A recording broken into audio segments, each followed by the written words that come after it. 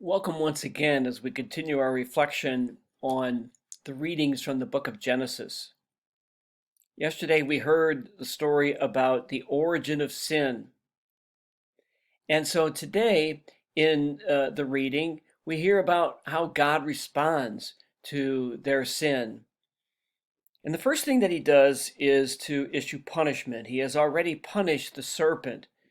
And now he says to the woman, to Eve, that she will experience great pain in giving birth. And he says to the man that he will have to work hard in order to gain his food and to feed his family. By the sweat of your face shall you get bread to eat, etc., etc. And then it goes on to say that God expelled them from the Garden of Eden. They were kicked out for what they had done. But notice it also says, for the man and his wife, the Lord God made leather garments with which he clothed them. So God, I suppose, has some skill as a tailor, or so it would seem.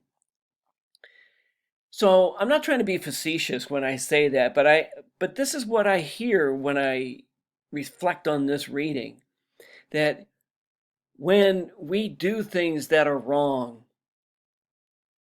we are punished. More often than not, life itself punishes us. But there's something else besides punishment and it's found in that sentence about God making garments for Adam and Eve. Even though God punishes, God never abandons us. Even though we are punished for our wrongdoings, God is always with us, always wants us to reform, always wants us to be better.